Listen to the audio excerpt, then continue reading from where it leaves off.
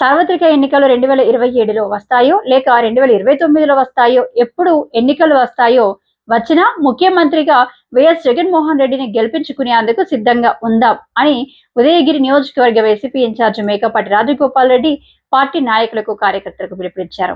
వైఎస్ఆర్ వర్ధంతి సందర్భంగా చామంతల గ్రామంలో మంగళవారం జరిగిన కార్యక్రమంలో ఆయన ప్రత్యేక అతిథిగా పాల్గొన్నారు.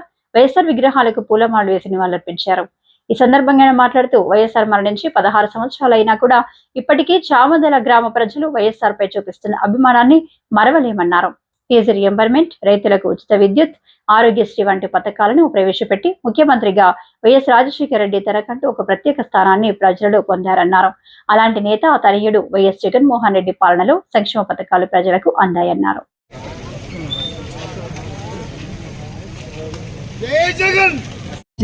ఈ కార్యక్రమాన్ని జయప్రదం చేసినందుకు మీ అందరికీ పేరు పేరున ధన్యవాదాలు తెలుపుకుంటున్నాను.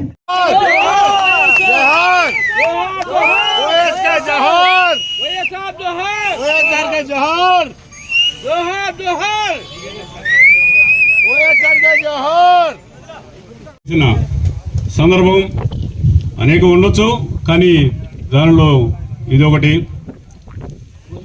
ఈరోజు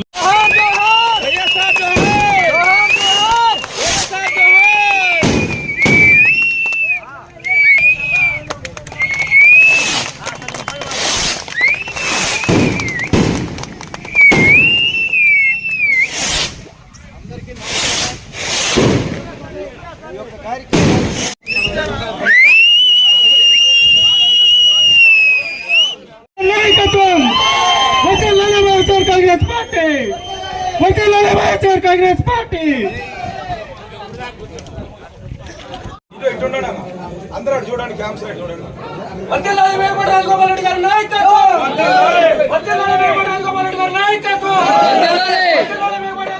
నాయకత్వం, వర్ధిల్లాలి మేకపాటి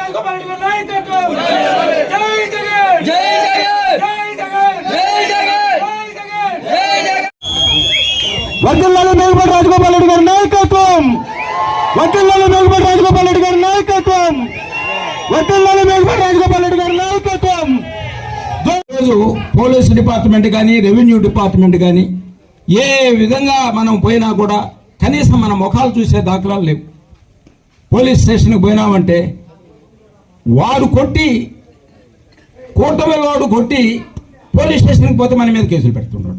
అదేందయ్యా, వాళ్ళు కదా మమ్మల్ని కొట్టింది, మేము పెట్టాలి దానికి వచ్చినామనంటే అవన్నీ జాంతన్నాయి.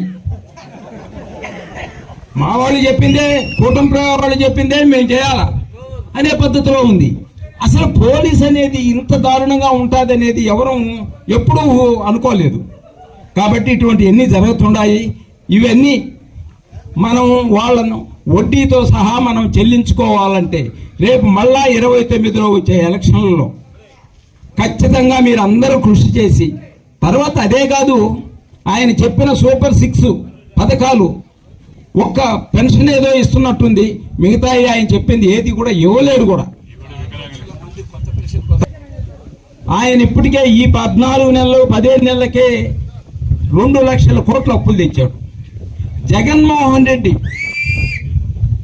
5 సంవత్సరాలలో 3 లక్షల కోట్లు తీసుకొచ్చి 2 లక్షల కోట్లు అందరికి మీకు పథకాలు ఇవ్వడం జరిగింది. అంటే 3 లక్షల కోట్లలోనే 2 లక్షల కోట్లు ప్రజలకు ఇచ్చాడు. ఈయన 2 లక్షల కోట్లు ఇప్పుడు తెచ్చినాడు, 1 రూపాయి ఎవరికి ఇచ్చిన దాఖలాలు లేవు. అంటే చంద్రబాబు నాయుడు అంటే మీరు ఇంకొకటి కూడా ఆలోచించండి, వాళ్ళ మామకి ఏం చేసినాడో అది కూడా ఆలోచించండి ఫస్ట్. ఇంకా వేరేటి ఏం చెప్పనే పడలే, వాళ్ళ మామకే చేయని వ్యక్తి మనకి చేస్తాడా? కాబట్టి జాగ్రత్తగా ఆలోచించుకోండి ప్రతి ఒక్కళ్ళు కూడా. మళ్ళా మనం ఇక్కడ నాకు తెలిసి నేను గడప గడపకి తిరిగా, వ్యూవర్స్ చేనేత వాళ్ళు ఉన్నారు కదా, వాళ్ళకి ఒక్కొక్కరికి అప్పుడు 24,000 25,000 వచ్చేది. మరి ఇప్పుడు వస్తుందో లేదో నాకు తెలియదు, కానీ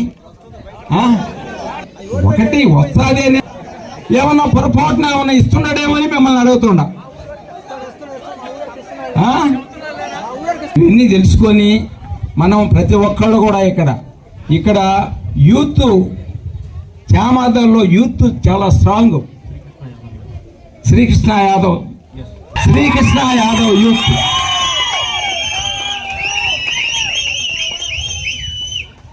ఏదైనా మా వయసోళ్ళు కాదు, యూత్ అనుకుంటేనే ఏదైనా సాధించగలరు. కాబట్టి జాగ్రత్తగా ఇక్కడ చామాదల్లో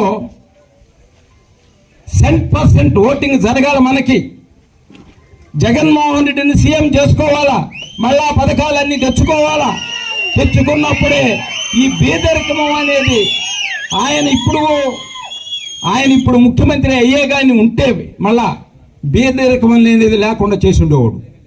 మన దురదృష్టమో ఏమో కానీ మొత్తం మీద ఆయన ఓడిపోవటము, మనకి ఈ కష్టాలు రావటం జరిగింది. రాబోయే ఎలక్షన్లో 29లో ఎలక్షన్లు వస్తాయో 27లోనే వస్తాయో ఏమో తెలియదు, కానీ ఖచ్చితంగా వచ్చే ఎలక్షన్లలో జగన్మోహన్ రెడ్డిని మళ్ళా మనం సీఎంగా చేసుకుంటామని చెప్పి ఆశిస్తూ సెలవు.